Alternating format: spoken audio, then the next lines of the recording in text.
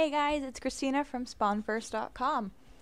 Currently, I have a shitty webcam that does not have a working microphone, so I am using the trusty dusty Turtle Beach headphones. They make for good gaming headphones. And look at the details, they're like orange. Alright, so today we are going to talk about the thing that everyone in the gaming world has been talking about, and that is E3. So with E3 comes a lot of different names, a lot of different companies, a lot of different gaming epicness. What we're trying to figure out, and what we're making this list video about, is the 5 things that we think Microsoft is going to bring to the table. Now, in order to contain this video into a smaller segment, I decided that I was going to only cover the gaming aspect. However, if you want to know more about the Xbox One and the unbundling of Kinect and the different features of entertainment, on the 9th, they are having their press conference, and that is going to be epic. They're going to probably announce everything I'm about to tell you, so without further ado, here it is. Number 5. Alright, so the first game on our list today is Forza Horizon 2. Now, this is going to be a really good game for multiple reasons. It's coming out for the Xbox One. We expect better graphics for this Forza Horizon. Because of the wild success of Forza Horizon 1, we're expecting Forza Horizon 2 to be even bigger. So, what's about this game, you ask? Well, it's set in the southern France, northern Italy, basically Central Europe area-ish, and it's got all the cars you know and love. Here's a small list. You can look up the full one online. Aston Martin, Bugatti, BMW, Chevy, DeLorean, Dodge, Ferrari, Ford, Fiat, Jaguar, Kia, Lamborghini, Lexus, Lincoln, Maserati, McLaren, Mitsubishi, Oldsmobile, Porsche, Saab, Scion, Shelby, Subaru, Tesla, Viper, and Volkswagen, to name a few. So these are going to be the cars that we know and love once more, and we'll get to live out our Formula One fantasies in the McLarens and the Maseratis and the Lamborghinis and the Bugattis. Anyway, so we've already been told a lot about this game, but what we haven't been shown is gameplay. For this E3, we are hoping for a show of gameplay. We are hoping for an official release date, and maybe even a demo at the booths that people can try out. How awesome would that be? Get on that, Microsoft. Number 4. This next one is so low on the list, mostly because it doesn't have that much hype, and it's already kind of been released. So, of course, I'm talking about Project Spark. Now, Project Spark has been set for a 2014 release date, but it's currently available in its beta. Beta is available for Windows 8.1 and Xbox One. Now, this is a game that is sparking my interest because it is free to play. However, upon looking into it, there are certain achievements you can only get with buying or using some credits. We're not exactly sure how that works, so we're not exactly sure if it's free to play some features or if you have to pay for some others. We're hoping for more clarification on that. Last year at E3, they did have a demonstration of this game at, the big screen Microsoft conference. It looked amazing. And to explain to you this game in a nutshell, it is a sandbox game. And sandbox games, as we all know, are my favorite. I have a huge soft spot for sandbox games. So this game is a sandbox game that will use Kinect, and it starts out as a blank canvas, and you can make it into whatever game you want. You can use this game to make a first-person shooter or a racer, or you can recreate Pong. It's going to be amazing. And I've already looked at some of the playthroughs. I've already seen, different trailers for it. It looks really cool. I mean, it's a game within a game, gameception. It's going to be amazing. So, pretty much one of the major dealios with this guy is that it might fly under the radar. If you look at sandbox games traditionally, it takes them a while to actually set in and take off. If you look at Minecraft took forever to take off. Terraria, some people still haven't heard of Terraria or Starbound. These are all games that I have and I play, and I'm a little bit disappointed that, Project Spark is gonna follow in the same footsteps where it remains unknown for so long and then suddenly maybe find its popularity. With these games, the constant trend is finding popularity eventually. It's not going to be an immediate success, but I am telling you guys, keep this on your radar. You can custom create all kinds of maps. For instance, last year they went through like 3 different voice activation thingies for the Kinect, and they made a giant forest thing with dwarves attacking and crazy stuff. There was a lava pit, and don't even get me started on the thing where they like move the ground underneath of them. Oh, that looks so epic. Okay, but some of the gameplays that I've seen online, they've been anything from racing games to like a really, really weird game of hide and go seek. This game is going to explode. And I am just telling you right now, do not discredit it. Do not put it under your radar. It is going to be amazing. Number 3. Okay, so this next game, I actually don't know too much about. And it's not because I haven't played this series, it's because there has been no information of any kind at all, period, for this entire game for like the last couple years. So I am affectionately calling it Gears of War 4. I know that there are 4 Gears of War. One of them is not actually 4. People call it 4, but it's actually called Judgment. But anyway, so nothing has been released for this particular title.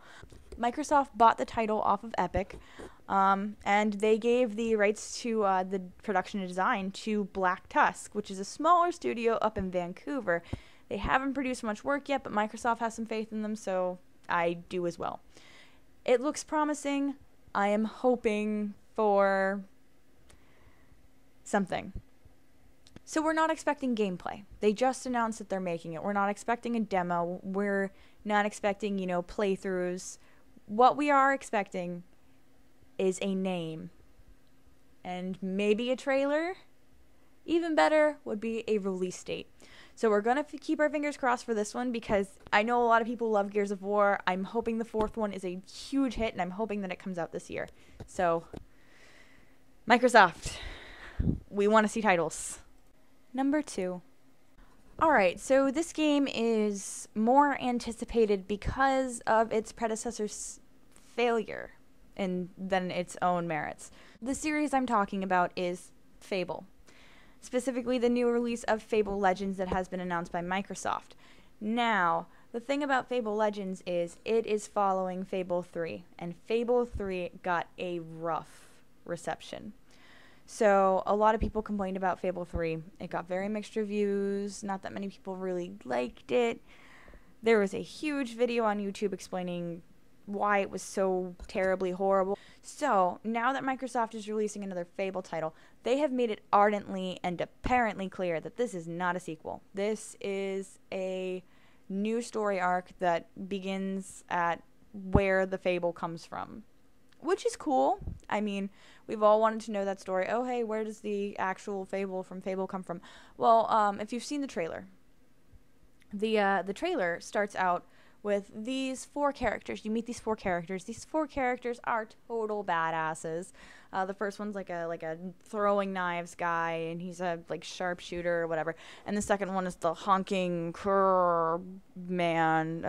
The next is a woman who has ice from her fingertips, and she can freeze shit, and that is amazing. I love that. And then the last one is a woman with a giant shield and an iron will, I guess. So they're running around and they're trying to fight this villain, which you see in this cool ass plague mask, and he takes off the plague doctor mask and he's just like, the villain, glowing red eyes, stuck with everybody.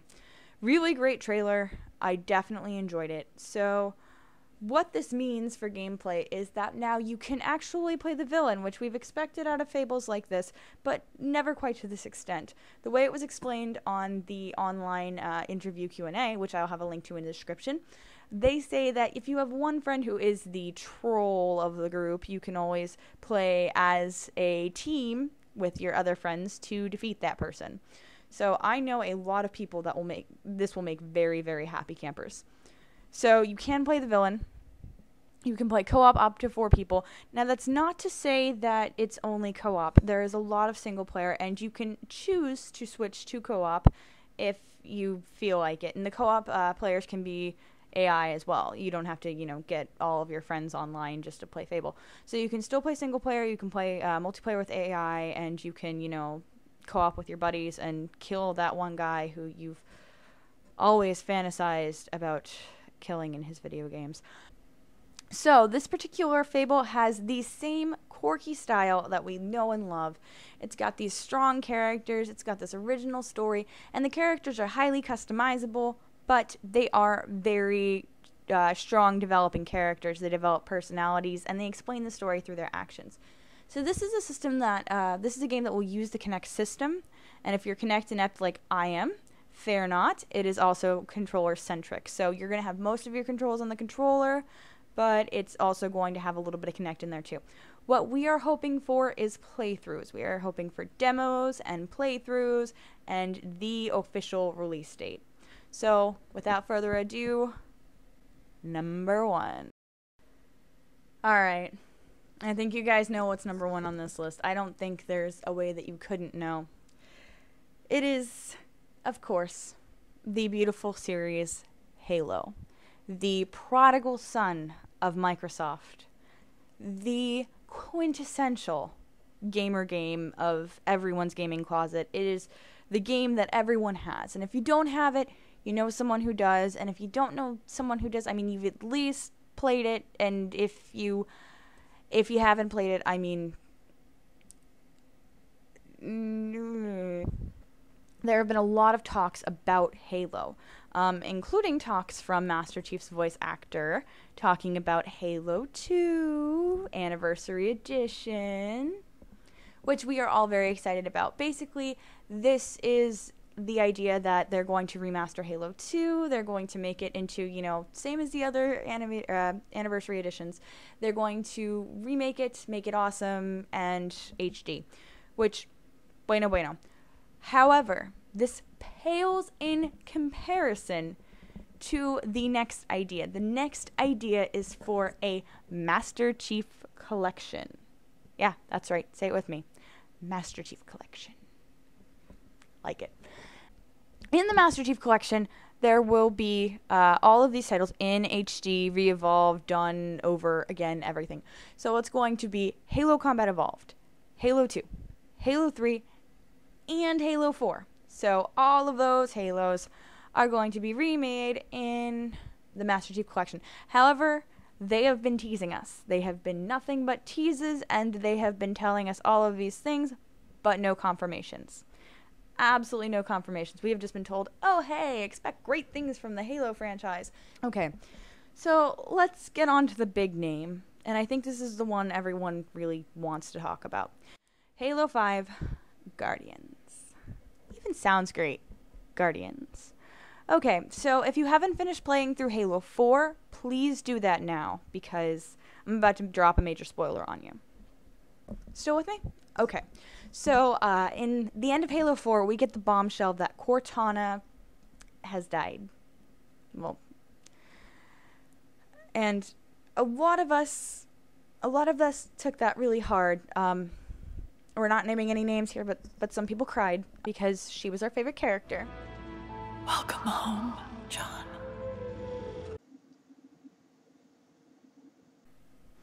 And there's no shame in that. So, Halo 4 had revealed to us the death of Cortana. We're taking Halo 5's trailer from the beginning of that, and that premise makes it a little bit easier to decipher. So the trailer starts out, and it's this man walking through the desert in tattered rag, robe, cloaky thingies, and suddenly the ground just drops out from underneath of it. So, of course, this guy doesn't fall down or anything, because I think we all know who he is. So, out of the ground emerges this giant flying bird thing, and it is super cool looking, and I want to kill it at the same time. So, while that's happening, wind blows off this hood. We find out it's Master Chief. Couldn't imagine.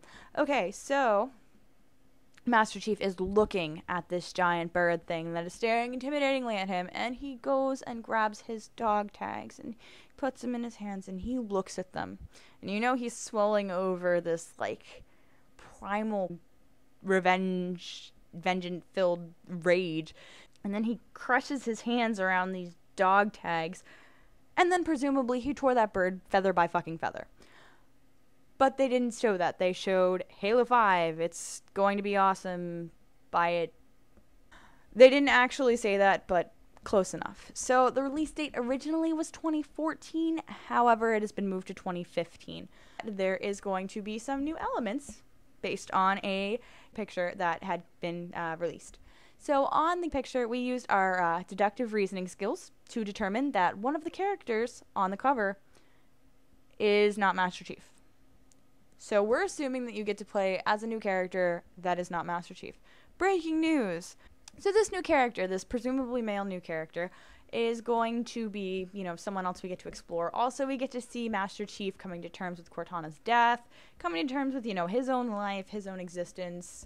Woe is me in a kind of emo way, but also with the badass killing skills of Master Chief. It's going to be a hell of a ride if it's anything like we're thinking it's going to be.